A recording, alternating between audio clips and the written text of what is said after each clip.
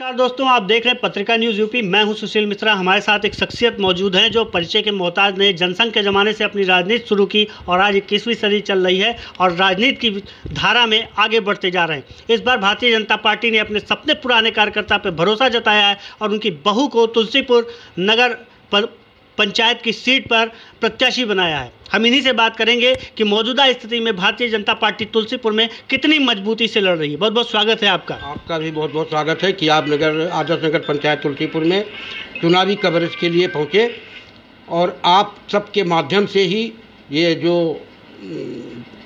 चौथा स्तंभ है ये बहुत बड़ा काम करता है। मैं भारतीय जनसंघ काल से ही जुड़ करके राजनीति में सक्रिय हुआ और मैं अगर आपको बताऊं कि मेरे 4 पूर्वज, मेरे परदादा से लेकर के मेरे बाबा, फिर मेरे पिताजी, फिर उसके बाद मैं, सभी इस मूल विचारधारा से जुड़ करके ही इस संगठन से जुड़े हैं। सन 1925 में जब आरएसएस की स्थापना हुई थी नागपुर में, तब से मेरे परिवार में इस संगठन के साथ जुड़ा गया। भारतीय जनसंघ पार्टी की स्थापना जब 1991 में हुई तो भी मेरे बाबा इस पार्टी के लिए काम करते रहे और जब हम लोग थोड़ा सा होश मारे, मैंने देखा तो हम लोग भी इसमें थोड़ा थोड़ा सक्रिय होने लगे। जनसंघ काल से ही सक्रिय होकर के फिर भारतीय जनता पार्टी तक आज भी मैं संगठन की ही सेवा करता रहा। कभी मुझे किसी लालच की वो नहीं हुई कि मैं इतने दिन से काम कर रहा हूँ, मुझे कुछ मिले। पार्टी का जो आदेश निर्देश मुझे प्राप्त होता है तो उसी आधार पर मैं काम करता हूँ। जहाँ तक स्थानीय निकाय का चुनाव है, स्थानीय निकाय चुनाव में मैं आपको ये आपके चैनल के माध्यम से बताना चाहता हूँ कि इस बार इस नगर की जनता ने पूरा मन बना लिया है कि मैं भारतीय जनता पार्टी के प्रत्याशी, जो हमारी बहू है रंजना गुप्ता, और वैसे प्रत्याशी उनको नहीं बनाया है।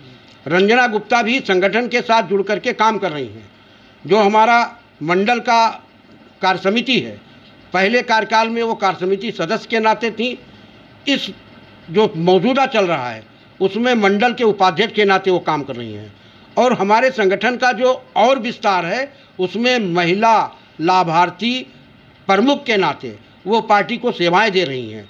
चाहे वो आम चुनाव अभी 2022 का रहा हो विधानसभा का, चाहे वो इससे पहले 19 में लोकसभा का चुनाव रहा हो, महिला लाभार्थियों के बीच में जा कर के जो हमारे देश के यशस्वी प्रधानमंत्री आदरणीय नरेंद्र मोदी जी का विज़न है, जो हमारे प्रदेश के यशस्वी मुख्यमंत्री आदरणीय योगी आदित्यनाथ जी का विज़न है, महिला लाभार्थियों के बीच में लाभार्थी प्रमुख के नाते उन्होंने कार्य किया है और इसको संगठन बारीकी से उसने देखा है कि हाँ कौन सी कार्यकर्ता हमारी काम कर रही हैं। अभी कोरोना काल में जब हमारे संगठन का निर्देश हुआ तो हर घर पे उन्होंने दस्तक दिया है, चाहे वो सैनिटाइजर के माध्यम से, चाहे मास्क बांटने के नाम से, चाहे जागरण करने के मान से। इसका फ़ोटो हमारे संगठन के पास है क्योंकि अब हमारे संगठन के जो भी कार्य होते हैं, चाहे वो नमो ऐप पर, चाहे सरल ऐप पर अपलोड होते हैं और चाहे हमारा केंद्रीय नेतृत्व हो, चाहे हमारा प्रदेश का नेतृत्व हो, सब उसको देखते हैं और उस आधार पर जब उनका आवेदन हुआ तो मैं तो खैर संगठन से जुड़ करके इतने दिनों से 40 वर्षों से सेवा दे रहा हूँ। 5-7 वर्षों से उनको भी मैंने सक्रिय कर रखा था और इस नाते से जब विचार हुआ तो मेरी बहू के नाम पर विचार आया, पार्टी ने निर्देश किया और मैं आज चुनाव मैदान में बहू के नाते मैं प्रचार कर रहा हूँ और मुझे जो जन समर्थन मिल रहा है उससे मैं बहुत उत्साहित हूँ कि आने वाले 4 तारीख को कमल खिल करके रहेगा। आपकी लड़ाई किससे है? किसको लड़ाई में देखते हैं आप अपने आसपास? फिलहाल लड़ाई हमको किसी से नज़र नहीं आ रही है। लड़ाई थी इसके बाद 2017 का जो चुनाव था उसमें लड़ाई कहकशा फिरोज से थी, मगर इस बार कहकशा फिरोज टूट चुकी हैं। वो फ़ायदा ले रहे हैं, वो टूट चुकी हैं। उन्होंने जो 5-10 सालों में उनका जो कार्य था उससे ना उन्होंने मलिन बस्तियों में काम किया, ना उन्होंने गरीब बस्तियों में काम किया। सिर्फ एक योजना जो उनकी चली, उसी योजना के तहत कि जो खड़ंजे लगे हैं 8 महीने पहले लगाए गए, फिर उसी को जुड़वा करके दूसरा खड़ंजा लगाया गया। सिर्फ धन का दोहन करने का एक कार्यकाल उनका रहा है और जो हमारी नगर की जनता है ये बहुत भली भांति इन सब चीज़ों से पड़ती है।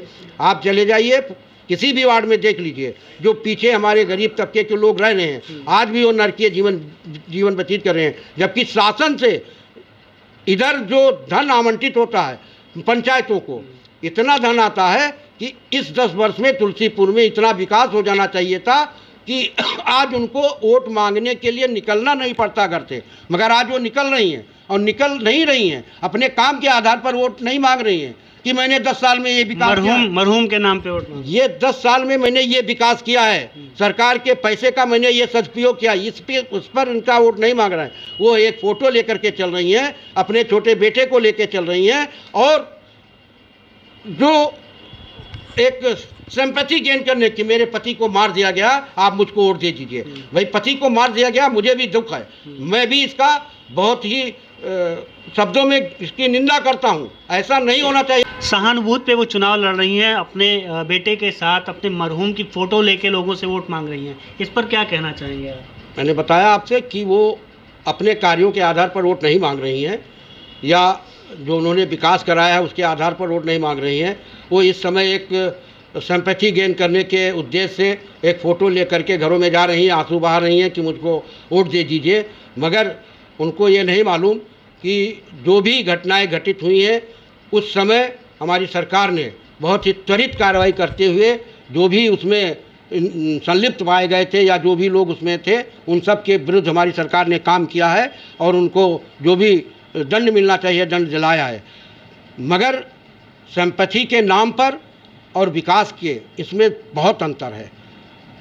कोई भी जनप्रतिनिधि हो, चाहे पंचायत का हो, चाहे ब्लॉक का हो, चाहे जिला पंचायत का हो, चाहे विधानसभा का हो, चाहे लोकसभा का हो, अगर आपने काम किया है जनता के बीच में, आपने जो भी आपको धन आवंटित हुआ सरकार के द्वारा या जो भी योजनाएं आई हैं, अगर आपने उस पर काम किया है तो निश्चित तौर पर आपको जनता वैसे ही वोट करती है। प्रदेश में आपका मुख्य विपक्षी दल है समाजवादी पार्टी, आपके नगर निकाय चुनाव में उसकी कितनी भूमिका है?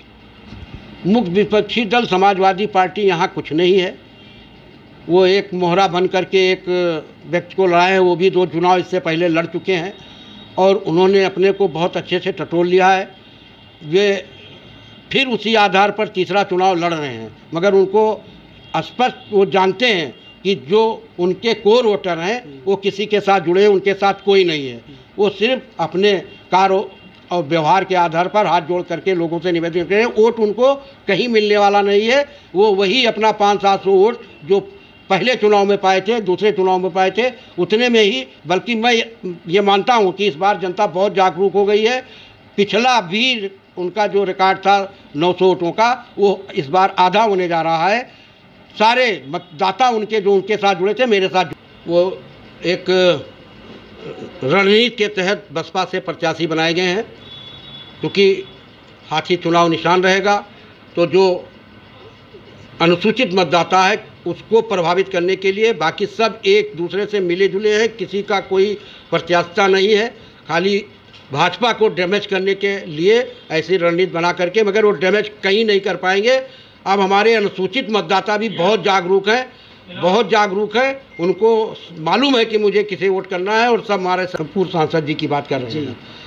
नहीं कुछ नहीं, उनका कोई कमाल नहीं है, वो खेल ख़त्म हो चुका उनका, अब कोई ऐसा कमाल करने वाले नहीं है। बस अब इस समय मतदाता भारतीय जनता पार्टी के साथ सिर्फ इसलिए जुड़ा है कि हमारी जो सरकार की योजनाएं हैं, चाहे वो केंद्र की हो चाहे प्रदेश की हो, आप जानते ही, आप सब लोग क्षेत्र में घूमते हैं, प्रधानमंत्री आवास हो, उज्ज्वला गैस हो, सौभाग्य से फ्री गैस, फ्री बिजली का कनेक्शन हो, शौचालय हो, किसानों के लिए सम्मान निधि हो, मतलब इन सब योजनाओं के साथ जो गरीबों के साथ दीनदयाल जी का परिकल्पना पूरा कर रहे हैं माननीय मोदी जी के नेतृत्व में, उससे जनता बहुत प्रभावित है। और अभी कोरोना काल में आपने देखा होगा कि जब सारे संसाधन देश के बंद हो गए थे, कोई एक पैसा सरकार के खजाने में आने के लिए, फैक्ट्रियां बंद हो गई थी, व्यापार बंद हो गए थे, तब माननीय मोदी जी ने सोचा कि हमारी गरीब जनता कैसे जिएगी,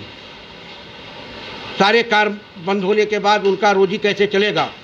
उन्होंने फ्री राशन की व्यवस्था महीने में 2 बार करवाई, और जो अनवरत अब तक चालू है, हर परिवार को बिना किसी भेदभाव के, बिना किसी उसके सारे लोगों को फ्री राशन मिल रहा है, अब भी मिल रहा है। और इससे हमारी गरीब जनता बिल्कुल भारतीय जनता पार्टी के प्रति पूरे मनोयोग से लगी है, किसी की वो सुनने को तैयार नहीं है।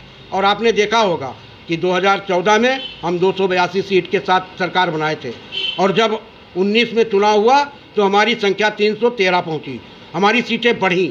ऐसे ही उत्तर प्रदेश में बहुत भ्रांतियाँ थी, कहते थे लोग पुनः सरकार नहीं बनेगी। उत्तर प्रदेश का रिकॉर्ड है, एक बार भाजपा तो दूसरी बार कोई दूसरा दल बनाएगा, मगर इस बार माननीय योगी जी के नेतृत्व में वो भी भ्रांतियाँ दूर हो गई। लोग कहते थे गाजियाबाद जाने वाला मुख्यमंत्री कभी नहीं बन पाएगा, या जाएगा वहाँ से तो उसका जो है वो सत्ता नहीं रुक पाएगी। माननीय मुख्यमंत्री जी योगी आदित्यनाथ जी बराबर जाते हैं गाजियाबाद, नोएडा, और जो भी ये विपक्ष का स्लोगन था वो सब समाप्त हो चुका है। आप अपने प्रत्याशी को विनर बता रहे हैं, तो रनर कौन रहेगा? अब रनर में तो फिलहाल रनर की लड़ाई चल रही है आपके मुताबिक? बस उसमें जो हमारी सेकंड में है, काफ़ी मतों के अंतर से जेबा वो भी रहेंगी कहकसा। तो ये थे विष्णुदेव गुप्ता जी, बेबाकी से बोलते हैं, जनसंघ से, और आज इस सदी तक जो है राजनीति का खासा अनुभव रखते हैं। अपने अनुभव के तौर पे बता रहे हैं कि रंजना गुप्ता जो इनकी बहू हैं वो इस बार तुलसीपुर नगर निकाय के चुनाव में अध्यक्ष पद के लिए जीत हासिल करेंगी, और इनकी लड़ाई किसी से नहीं है, काम किया है, काम करेंगे। केंद्र और राज्य सरकार की जो योजनाएं मिल रही हैं उसका लाभ मिलेगा, और जो भी लाभ से वंचित है, दीनदयाल जी के कहने के अनुसार कि पंक्ति के अंतिम व्यक्ति तक हर लाभ को पहुंचाया जाएगा। बलरामपुर से सुशील मिश्रा।